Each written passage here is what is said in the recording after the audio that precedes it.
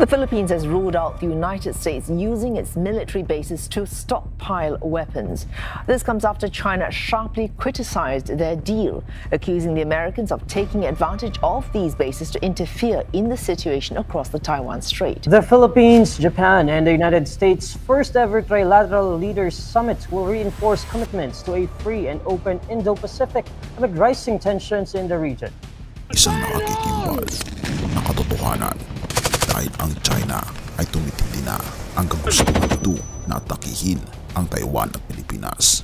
Kaya nga naman, ang Japan ay sumasali na sa grupo ng Taiwan, Pilipinas at United States of America.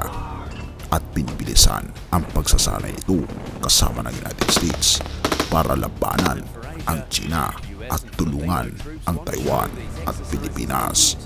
Atin itong pag-usapan, mga kaibigan.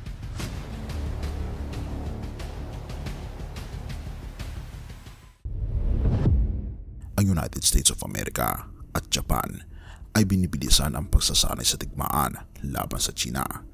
Ito'y ulat mula sa voanews.com.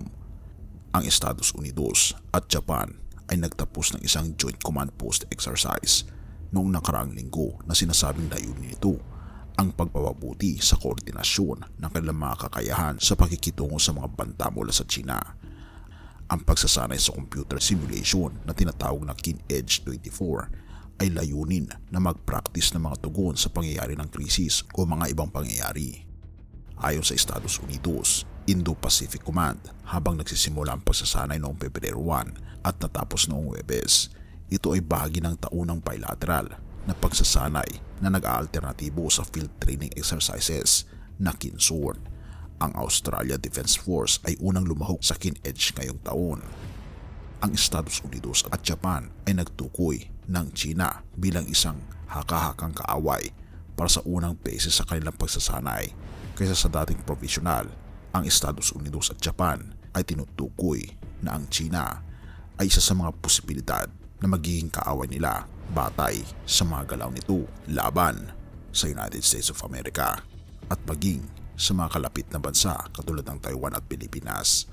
Iniulat ng Japanese Defense Ministry na classify ang mga senaryo ng pagsasanay sa ilalim ng secrecy law ng bansa.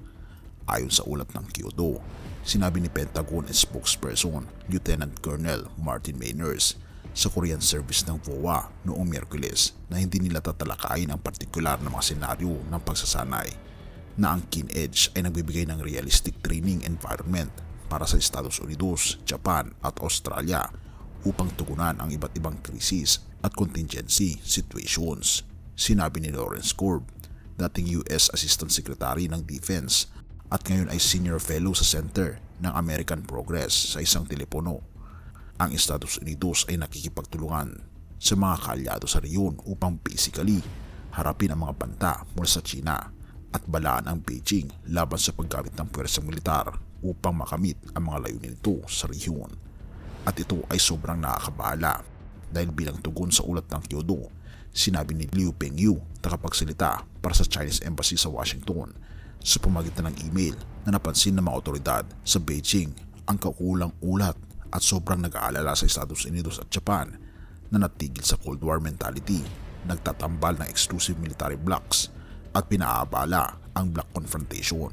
Ipinagpatuloy niya ang Taiwan ay bahagi ng China at kung may isa man na mag-i-insist na makialam sa domestic affairs ng China at hahadlagan ang reunification ng China, hindi lamang ito magiging isang problema ng isang imaginary enemy, kundi magbabayad ito ng mabigat sa presyo para dito. Nagsasagawa ng matapang na kilos ang China sa South China Sea mula nang bumisita si dating US House Speaker Nancy Pelosi, isang matagal ng kaaway ng Beijing sa Taiwan noong August 2022. Madalas na nagpapakita ng puwersa ang China sa pamamagitan ng paglipad ng kanilang mga jet sa harap ng independent island nation na tinuturo nitong sariling teritoryo. Naghayag si Chinese President Xi Jinping ng hangaring muling pagkaisahin ang Taiwan sa kanya, na ito ang kanyang New Year message na ibinigay niya noong nakaraang taon 2023. Nagsagawa ng ilang naval exercises sa rehiyon ang Estados Unidos at Japan kamakailan lamang.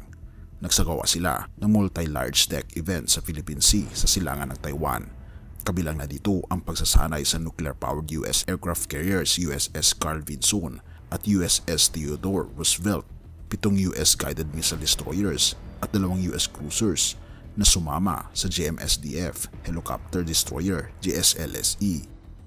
Nagsagawa rin ng trilateral naval drills ang Estados Unidos at Japan kasama ang Australia sa South China Sea noong Pebrero 7 hanggang 8. Sinabi ni Ralph Cosa, President Emeritus at WSD Hana Chair in Peace Studies sa Pacific Forum sa isang email sa VOA noong Martes na ang command post at naval exercises ay pagsusumikap na mapabuti ang depensa at opensa na kakayahan laban sa anumang banta na dumating.